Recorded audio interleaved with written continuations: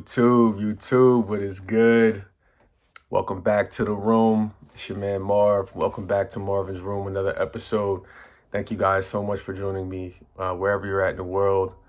To the new subscribers, welcome. I hope you guys get what you're looking for here on this channel. All things law of attraction, pretty much all things self-help. So yeah, guys, thank you for rocking with me, continuing to grow. So yeah, I wanted to jump into today's video, and a viewer asked, what is self-love, I guess, in a sense, or, how do you go about doing self-love? What does that entail? And this is kind of a follow-up question / follow-up video to my video that I posted a few days ago in regards to, making your SP chase you, making your SP desire you, making your SP, those sorts of, SP things, and, affirmations, because I know affirming, is really big. And understand this, there's nothing wrong with wanting to manifest a specific person, but I do think there's something very wrong with manifesting a specific person for the wrong reasons. I do think that is a problem. And if most of you guys are honest with yourself, I think you will look in the mirror and admit you are trying to manifest a specific person for the wrong reasons.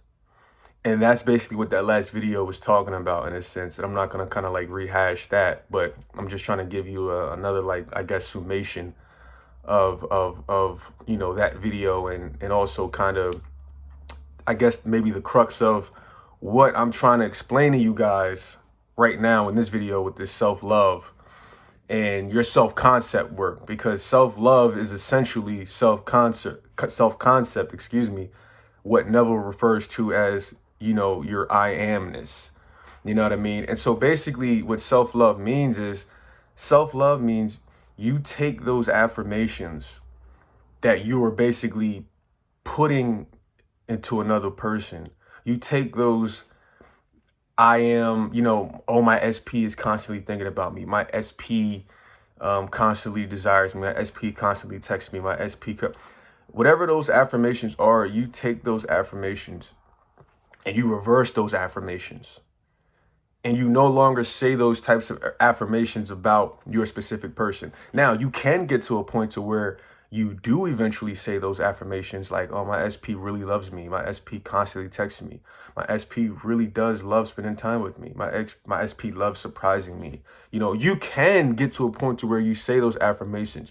However, I personally believe it's an order. You have to get to that place of saying those SP affirmations once you have healed yourself, healed your traumas, your past, fixed your self-concept.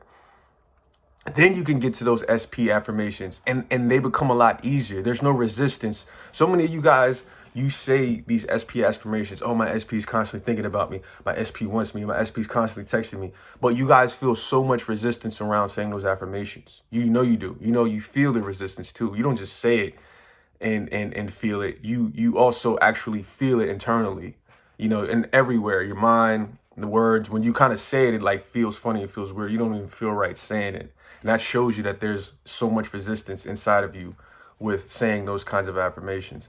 And like I said, I'm trying to get you guys to the point I want you guys, and how I work and how I coach with people is, I eventually get you to that point to say those affirmations about your SP. However, I work with people developing their self-concept, because once you get to your self-concept, once you get that in place and in order, those affirmations about SP become way easier, way less resistant. And you can say those feeling confident, and that's what a lot of my work really is based around. I don't want you guys to just get what you want, because I know a lot of times that's going to mess you up. And I know a lot of times you guys aren't ready. So basically, like I was saying, with self-concept, you replace all of those old affirmations with, instead of saying your SP is always, loving you, or your SP is always thinking about you, you turn those affirmations into, I am always loving myself. I am love. Why am I filled with so much love? I am peace. Why am I peace? You kind of start to add affirmations in there, and things like that. But you essentially, you take your affirmations and you make them about yourself. You don't want to make them about anything else. You want to know and start to look and understand that everything you want is already inside of you. I am love. I am worthy. I am secure. I matter tremendously. I know my power. I am irreplaceable. I'm an amazing human being. There is no other me. There's only one me. I am filled with love. These are the types of affirmations you want to start saying about yourself. You want to start to fall in love with yourself. You don't want to start saying affirmations about other things in your life when your self-concept is so weak. And the reason why I want your self-concept to be so strong is I want you guys to understand. I want you guys to be self-sufficient in life. Understand that happiness and love and wealth and health, all of this stuff is an inside job. People, we assign all of this stuff to everyone else. We assign our family members the job to make us happy. We assign our specific person the job to make us happy. We assign our jobs in life to make us, money and make us rich or whatever the case may be. We're constantly, daily giving our power away to all of these outside sources. And then when they don't make us happy, it's their fault. When in all actuality, we got to look in the mirror and understand it's not their fault. It's our fault. I want you guys to be self-sufficient manifestors. And the way to be a self-sufficient manifester is to understand that you are love. You don't need someone to love you to be loved or to feel loved. You do that yourself. Happiness, love, wealth, health, etc. It's an inside job. Don't assign this shit to nobody else. That's what I'm trying to get y'all to understand. Your self-reliance on yourself, because you guys got to understand, everything you see is going to perish one day in this world, in this 3D physical reality. Everything you're going to see is going to perish. If you're putting all your love and affection and attention into your parents, your mom is your source of advice. Your mom is your source of love. Your dad is your source of advice. Your dad is your source of love, or your best friend, or your specific person. If you're putting all your attention and energy and love, et cetera, into that person, what's going to happen when you wake up one day and that person is no longer here? You see what I'm saying? Now you feel like your source of love is gone. And that's why you hear those stories about people that, that are in relationships and they die literally the same day that their husband died of 40, 50 years or whatever the case may be. And that's why you hear those stories about, when people lose, great loved ones and they sink into depression, they sink into this, and that happens because there's no self-concept. Your identity, you have zero identity outside of who your relationship with that person. So when that person is no longer here, that person gets taken away from you, whether it's a relative, whether it's a friend, whether it's a specific person.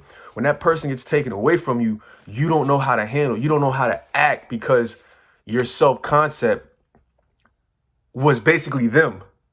As long as my specific person's in my life, I'm fine.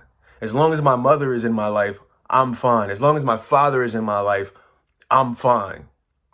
And that's why so many people suffers, because when these things get taken away from you, you think that made you, when in all actuality, that didn't make you.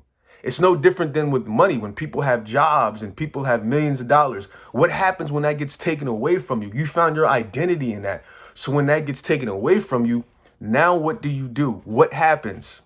You feel like your sense of worth is gone because your self-concept wasn't high enough.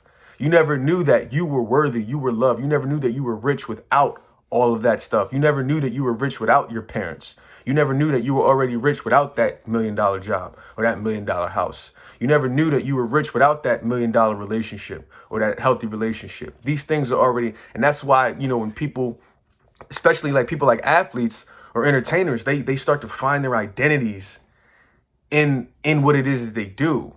But understand, you are not your job. You are not, if you're a basketball player, that's just your job, but that's not who you are.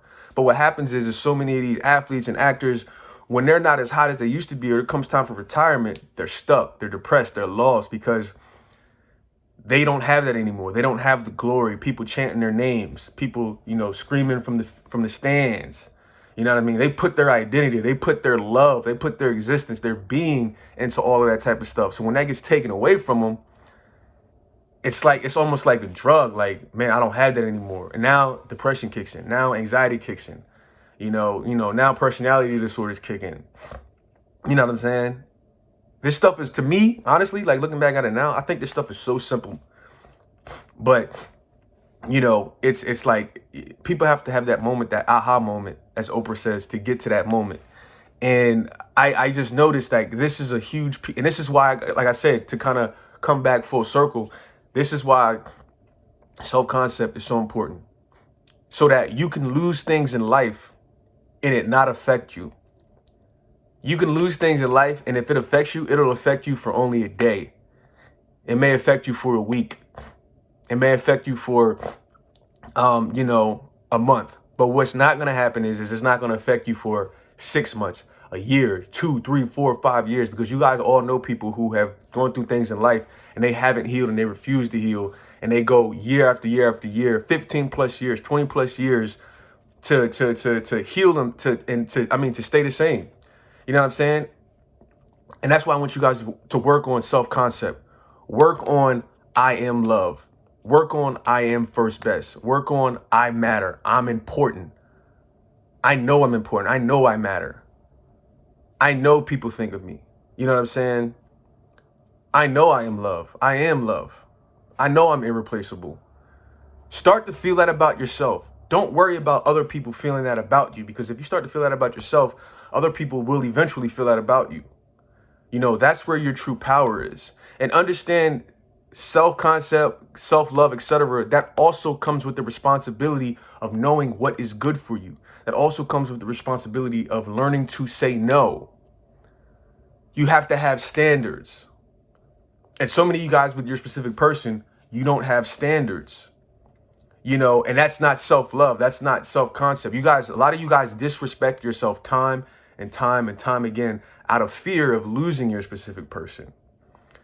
You guys say no. You guys say yes when you should be saying no. You guys are and this is a big one. A lot of you guys constantly give, for instance, sex because you think you're going to lose your SP if you don't have sex with your SP.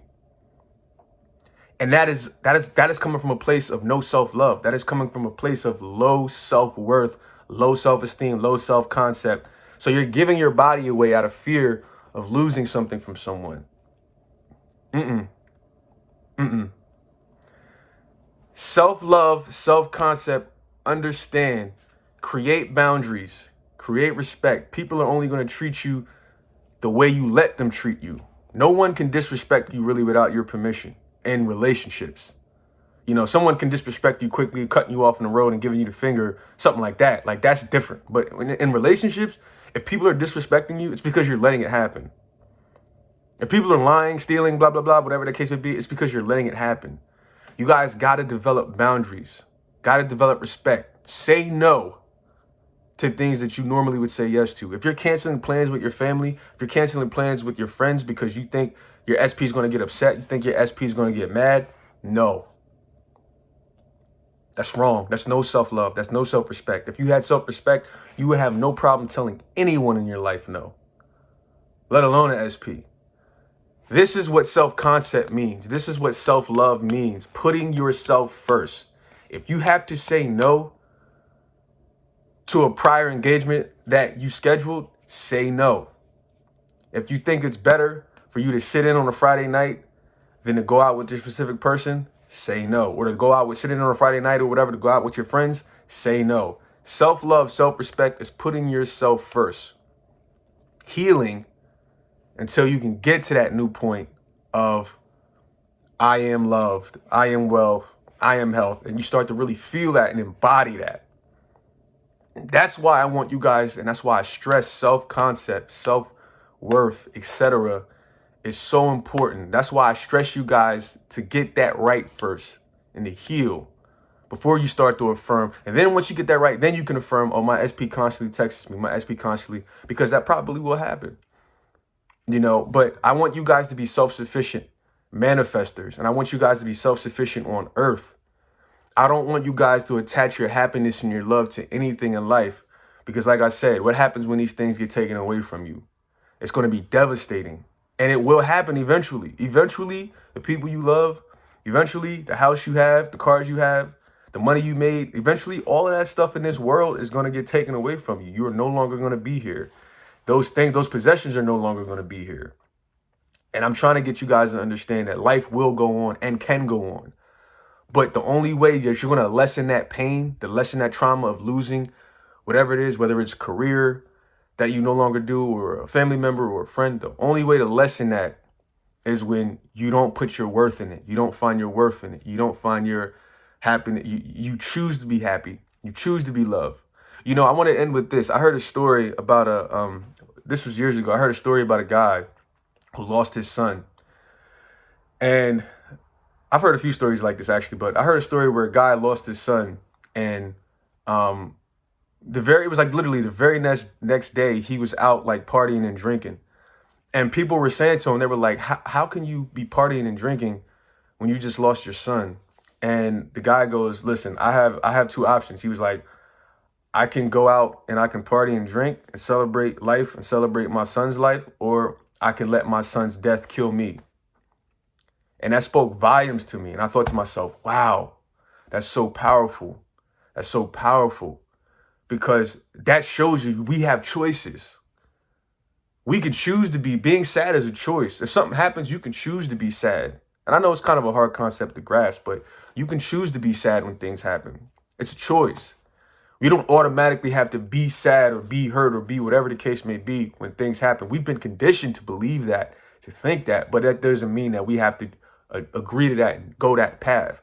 This is no different than, I seen a video of a guy murdered another guy's son in court, and the father hugged the murderer of his son and said, I forgive you. He had the whole courtroom in tears.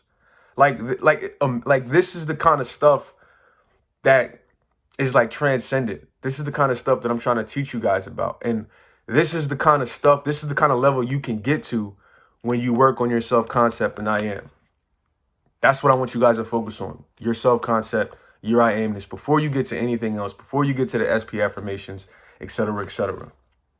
All right, guys, this video is getting a little bit long. I just want to jump on here and share this with you. I hope you found this video extremely valuable, extremely knowledgeable, learned something from it, got some gems. I will see you guys, as always, next time in the next YouTube. Thank you once again.